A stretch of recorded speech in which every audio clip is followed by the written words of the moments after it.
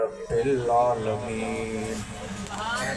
इन्नल्लाह व मलाइकतहु युसल्लूना अलन नबी या अय्युहल्लज़ीना आमनू सल्लु अलैहि व सल्लिमू तस्लीमा। बड़ी मोहब्बत प्यार से पढ़ायो। अल्लाहुम्मा सल्लि अला सय्यिदना शफीना व मौलाना मुहम्मदन अब्दुहु व रसूल। निगाहे वली में वो तासीर देखी, बदलती हजारों की तकदीर देखी। निहायती वॾे अदब ऐं एहतराम सां ही सालियाना यारहीं शरीफ़ जेका वॾी मोहब्बत सां मल्हाई वेंदी आहे कुबर बिरादरी जी तरफ़ां। आस पास ॻोठ वारो गंबड़ दरगाह शरीफ़ जा शहज़ादा चश्मो चराग नाथवान हज़रात आलम सगुरा, अल्लाह रब्बुल इज़्ज़त के मञण वारो मुसलमान भाइरो, अल्लाह जे प्यारे हबीब नबी करीम सल्लल्लाहु ताला अलैहि वसल्लम सां मोहब्बत ऐं इश्क़ रखण वारी प्यारी जमायत, अल्लाह जे हबीब जे असहाब सगुरनि जो अदब करण वारो, अल्लाह जे हबीब जे अहल बैत सैयद सादात सां मोहब्बत ऐं इश्क़ रखण वारी प्यारी जमायत, हर वली ऐं दरवेश सां मोहब्बत करण वारो, ख़ुसूसन हज़रत पीरान पीर दस्तगीर मुर्शिद मुहिद्दीन अब्दुल कादिर शाह जीलानी बादशाह पीर दस्तगीर सोने साईं जा मुरीदो, तव्हां सभिनी खे अस्सलामु अलैकुम व रहमतुल्लाहि व बरकातुहू। दोस्तो, किताब इब्ने माजा हदीस पाक जो मशहूर किताब, हदीस पाक नंबर 1637। अल्लाह जे हबीब फरमायो पंहिंजे असहाब सगोरन खे त मूं ते जुमे जे ॾींहुं कसरत सां दुरूद पढ़ंदा कयो, सलात पढ़ंदा। इन करे ॿुधाए थो जो वहमन खां पाण खे आजो करे अल्लाह जे हबीब ते पया सलात सलाम मोकिलींदा कयो। मुख़्तसर हदीस तमामु लंबी आहे पर उनजो मफ़हूम, अल्लाह जे हबीब फरमायो त मूं ते दुरूद पढ़ंदा कयो कसरत सां जुमे जे ॾींहुं। हज़रत दरदा रज़ियल्लाहु ताला ने असहाबी सगोरो अर्ज़ु करे तो सोना या रसूलुल्लाह सल्लल्लाहु अलैहि वसल्लम, ज़ाहिरी तव्हां खे ॾिसूं था त तव्हां ते सलात पढ़ूं था, दुरूद पढ़ूं था, छा पोइ बि तव्हां जे मथां दुरूद सलाम पढ़ंदा रहूं? अल्लाह जे हबीब फरमायो त हिन ज़मीन खे अल्लाह से हराम करे ॾिनो आहे जो कंहिं बि नबीअ जे जिस्म मुबारक खाए। नबी ज़िंदा हूंदा आहिनि ऐं नबियुनि खे रिज़्क़ बि मिलंदो आहे। असांजे पासे ॾे गोराम जे पासे ॾे अल्लाह जो प्यारो बानो थी गुज़रियो आहे हज़रत जमालुद्दीन अजमल साईं। उहो लिखे थो पंहिंजी किताब में त मुंहिंजो भाउ साईं ॾिनो ज़ात जो खोड़ो तमाम इंतहा मोहब्बत सां सलात सगुरी पढ़ंदो। हिकिड़े ॾींहुं सलात पढ़ंदे पढ़ंदे उनखे निंड अची वई, अखियूं बंदि कयई, भाग खुली वियसि ऐं अल्लाह जे हबीब दीदार फरमाइसि। अल्लाह जे हबीबनि खां अर्ज़ु करे तो सोना या रसूल अल्लाह सल्लल्लाहु अलैहि वसल्लम, जेका मां तव्हां ते सलात पढ़ंदो आहियां, जेको दुरूद मां मोकिलियां थो, सलाम मोकिलियां थो गोहराम खां या गंबट खां या राणीपुर खां या सुईकेस खां या पाकिस्तान जे कहिड़े बि इलाइक़े खां, छा उहो दुरूद तव्हां ताईं पहुचे थो? छा मदीने मुंहिंजी सलात पहुचे थी? छा गुंबज़ ख़िज़रा ताईं सलात पहुचे थी? छा अवां मुंहिंजो दुरूद ॿुधंदा आहियो? अल्लाह जे हबीब मुस्कुरायो फरमायो, फलाणा खोड़ा फ़कीर तुंहिंजे पाड़े में कुराड़ी औरत थी रहे, ज़ात जी खोड़ी, उहा मूं ते दिलि में सलात पढ़ंदी साहब मां ॿुधंदो आहियां। त अल्लाह जे हबीब ते सलात पढ़ंदा कयो, जेका दुआ बि आहे, दवा भी आ, शिफा भी आ, बरकत भी आ, रहमत भी आ, सब कुछ सलाह सगुरी रखे। अचो मोहब्बत से सलाह सगुरी पढ़ो। सोचो ही महीनो यारी जी रात गौसे आज़म अब्दुल कादिर शाह जिलानी रहमतुल्लाह, ही महीनो हजरत अली करमला जो शेर खुदा जो वलाद जो महीनो, ही महीनो शब मेराज जो महीनो है। तो गजी सजी पढ़ंदा से सल्ले अला नबी ना सल्ले अला मुहम्मदिन सल्ले अला शफीना सल्ले अला मुहम्मदिन।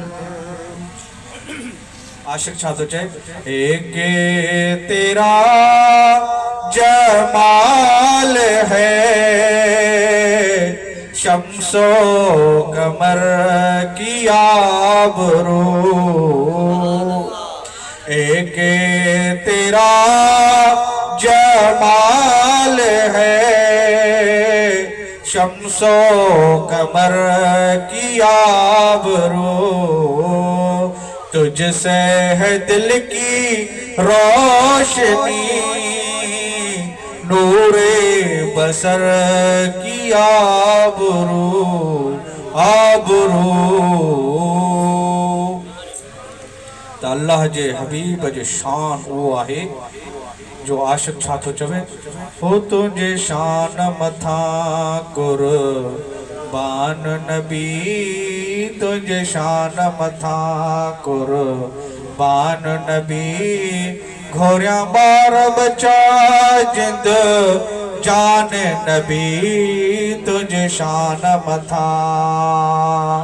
जे मेराज जो महीनो आहे मेराज तोखे जिस्मानी थियो सारो शेर तुझो आहे सुबहानी थियो मेराज तोखे जिस्मानी थियो सारो शेर तुझो आहे सुबहानी थियो सारो देह तुझो आहे दानी थियो बसी मलक थिया मस्तान नबी तुझे शान मथा। अल्लाह जे हबीब जो बुलंद शान आहे अल्लाह जे हबीब जो शान तमाम बुलंद आहे। वरी वलीह दरवेश अब्दाल मजजूब अल्लाह वारा भी नबी करीम सल्लल्लाहु अलैहि वसल्लम जो शान आहे। वडे में वडो शान हजरत पीरान पीर दस्तगीर मुर्शिद मुहियुद्दीन अब्दुल कादिर शाह जीलानी रहमतुल्लाह अलैहि। तवा के मां बुधाया अल्लाह रब्बुल इज्जत फरमायो ये जेके वली हैं ये जेके दरवेश हैं तवा के असा के फेसबुक ते फलानी जगह ते जो मुझाए तो वने त वलियन वट न वनो बुजुर्गन वट ये ना है ये अल्लाह वारा ये बुजुर्ग ये दरवेश अल्लाह रब्बुल इज्जत फरमायो शाइरिल्लाह है ये मुजो निशानियों है इन दी इज्जत कंदा क्यों इन दी ताजीम कंदा क्यों जेको अल्लाह वारन सा दुश्मनी कंदो जण उन अल्लाह सा जंग छेड़े छड़ी आहे। ये अल्लाह वारा है तदे कुरान पाक जी हिकड़ी आयत सगोरी पढ़ी तवा बि आम खास सब अलहम्द शरीफ में नमाज में बिठा हुंदा आयो पढ़ंदा आयो सोना अल्हम्दुलिल्लाह रब्बिल आलमीन अर्रहमान रहीम मालिक यौमिद्दीन इय्याका नअबुदु व इय्याका नस्तईन इहदिनस सिरातल मुस्तकीम। या अल्लाह सा के सिद्धो रस्तो दिखार असा के सिद्धो रस्तो दिखार अन्या अल्लाह केड़ो सिद्धो रस्तो दिखारे नमाज में बिठायो काबतुल्लाह शरीफ ने मोहा मस्जिद में बिठायो अन्या अल्लाह केड़ो सिद्धो रस्तो दिखारे अल्लाह तवा का चवराइंदो आहे तवा चवंदा आयो सिरातल लजीना अनअमता अलैहिम या अल्लाह उन जो रस्तो दिखार जिनते तो इनाम कयो जेके दुनिया वली हैं जेके दुनिया बुजुर्ग हैं जेके अब्दाल हैं जेके मजलूब हैं जेके कुतुब हैं जिन सा तू प्यार करे तो जेके दुनिया प्यारा बाना है असा के वो ही रस्तो दिखारे अल्लाह वारन के गोलींदा कहे अल्लाह वारा दुआ घुरंदा त ये बिगड़ल नसीब ठही पवंदा।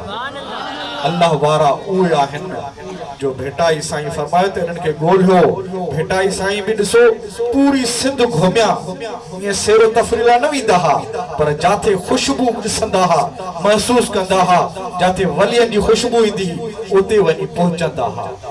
यही भेटाई साईं ख्वाजा मोहम्मद जमान लवारी शरीफ वारा उन्हनि वटि जॾहिं संभरिया जो फ़कीरऊ हलो लवारी शरीफ में अल्लाह वारे जी ख़ुशबू थी अचे हलो त हुन सां हले मुलाक़ात कयूं।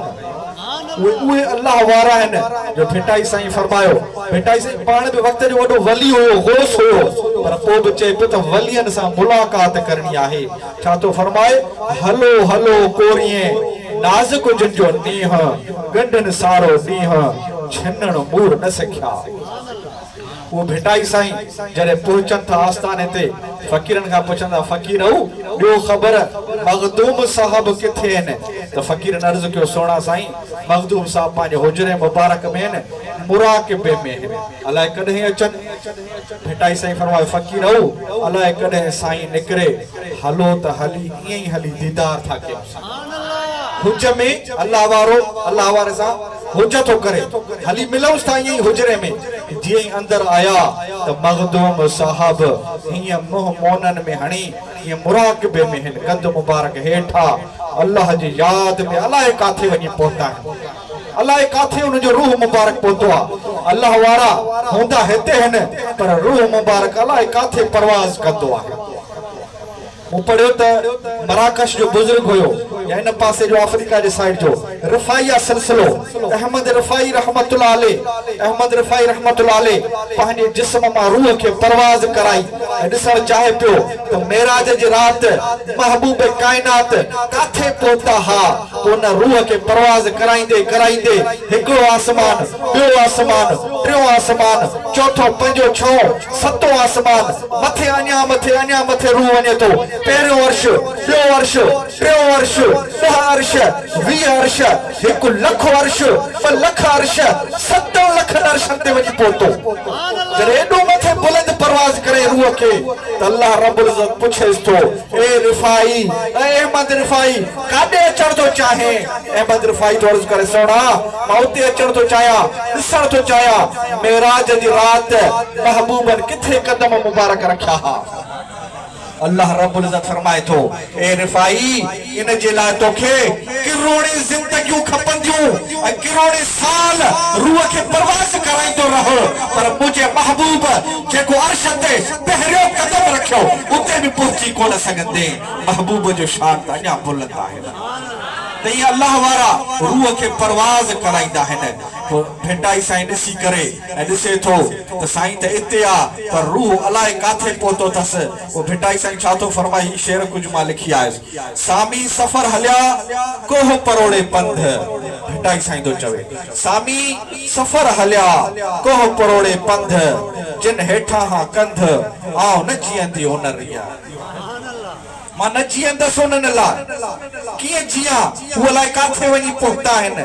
अचनि त वरी मिलान त वरी मखदूम साहब कंध मुबारक मथे करे छा थो फरमाएसि, कीन आही कीन थी वञी कीन कमाए, लागा पा लोक जा लासी सभु लहरा, तिहां पोइ सलंदिया ऐं गुझ प्रिया जी ॻाल्हड़ी। जॾहिं ईअं भेटाई साईं खे फरमायईं त भेटाई साईं पंहिंजे लाइ न चयो, तव्हां असांजे लाइ चयो। भेटाई साईं पाण त अलाए काथे पहुतल हो। भेटाई साईं फरमाए थो त जंहिंजे नसीब में अल्लाह वारनि जो लिखियल ई न आहे, जंहिंजे नसीब में पीरनि सां ॻाल्हियूं ई न आहे लिखियल, पोइ उन्हनि जो छा थींदो ए बुज़ुर्ग। भेटाई साईं थो चए, कलम वही वियो काह सर्दियूं कंहिं सुहाग लाइ, अंग उते ई लिखियो जित न पहुचे बाह, कंहिंखे ॾियां दाह कज़ा कलम वहायो। तो मखदूम साहब वरी कंध मुबारक मथे करे फरमाए थो, वे वञी वट तन कलम जनी जे हथ में, मेटे अंग अॻियां वारे ॿिया लिखनि, पन्नो से पाड़नि जंहिंमें पसण थे प्रियन जो। अहिड़नि वटि वञी वेह जेके तकदीरूं ई